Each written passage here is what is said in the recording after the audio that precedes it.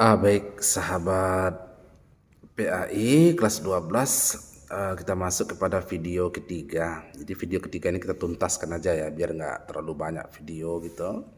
Yaitu materi selanjutnya. Video pertama tentang Al-Quran, video kedua tentang akidah dan akhlak. Yang sekarang kita masuk video ketiga tentang fikih, ibadah dan sejarah. Berarti nomor soal 24 hingga 40. Baik, untuk yang pertama itu tentang sumber hukum Islam.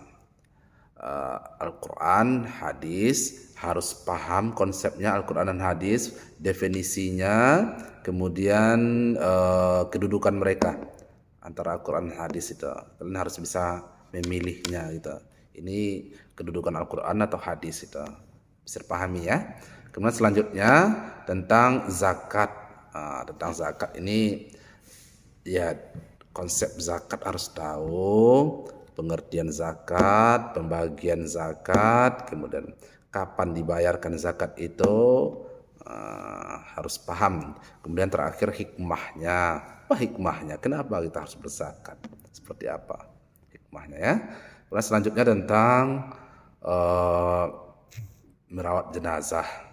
Merawat jenazah ini dimulai dari memandikan, mengafani, kemudian menyolatkan hingga menguburkan. Di masing-masing perawatan itu harus tahu gitu seperti apa cara memandikan, menyolatkan, oke, sampai menguburkan. Kemudian selanjutnya tentang khutbah. Tentang khutbah, tentang dakwah ya, salah satunya khutbah. Rukun khutbah harus paham apa aja yang termasuk rukun khutbah ya. Selanjutnya tentang muamalah tentang transaksi ekonomi dalam Islam, jual beli, sewa menyewa, pinjam meminjam, hutang piutang gitu ya. Itu banyak ya tentang muamalah ya, termasuk kepada sampai kepada asuransi dan segala macamnya itu. Jadi untuk untuk soal ini kalian persiapkan tentang jual beli dan hutang piutang ya. Untuk jual beli rukunnya apa dan ketentuan jual beli di zaman sekarang, misalnya jual beli online itu seperti apa, yang boleh dan tak bolehnya seperti apa, harus paham konsepnya. Dan selanjutnya tentang pernikahan. Nah, pernikahan, siapa aja mahram kita, siapa yang boleh dan tak boleh dinikahi. Oke, harus paham ya mahram itu ya, sebab-sebab kita jadi mahram. Kemudian selanjutnya rukun nikah. Rukun nikah serta syarat-syarat nikah harus paham ya konsepnya ya. Ditanyakan itu. Kemudian selanjutnya tentang pembagian harta warisan atau mawaris. Apa yang menyebabkan seseorang mendapatkan warisan dari orang yang sudah meninggal dunia itu?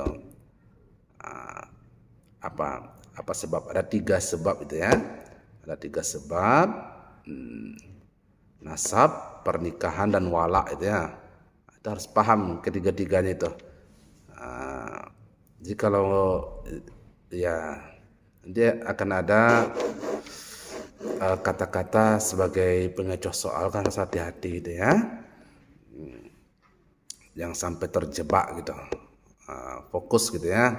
Selanjutnya tentang ya masih pembagian harta warisan, akan ditampilkan nanti uraian seseorang meninggal dunia, meninggalkan ahli waris A, B, C, D, E, sehingga banyak ahli waris yang ditampilkan. Siapa aja yang berhak di antara semua itu? Siapa yang terhalang?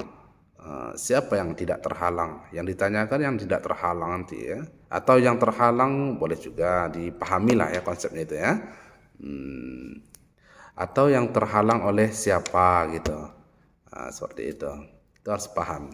Kemudian selanjutnya masuk pada strategi dakwah Rasulullah baik di Mekah dan Madinah ya, antara Di Mekah seperti apa, di Madinah seperti apa.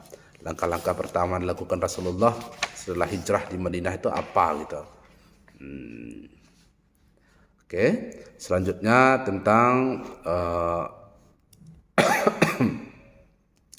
kekhalifahan Abbasiyah. Abbasiyah banyak terjadi perkembangan kemajuan di bidang ilmu pengetahuan. Salah satunya di bidang kedokteran. Di bidang kedokteran siapa aja tokohnya, karyanya apa yang terkenal gitu ya. Selanjutnya peradaban Islam pada masa modern. Peradaban Islam masa modern ini banyak kemajuan-kemajuan di beberapa bidang, di antara seperti apa. Baik di Indonesia, mana lagi? Di Malaysia, Brunei, seperti apa kemajuan Islam itu di masa modern ini. Selanjutnya tentang masih di masa modern ya.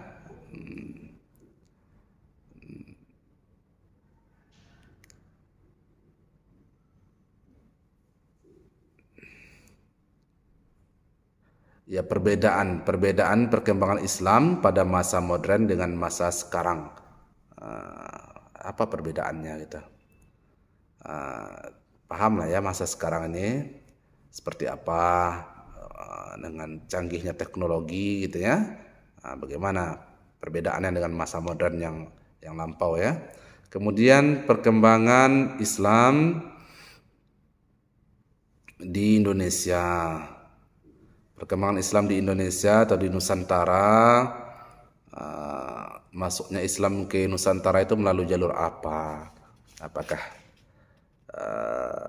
ya paham ya jalur apanya, nanti kalau Pak sebut nanti terjawab pula nanti gitu ya.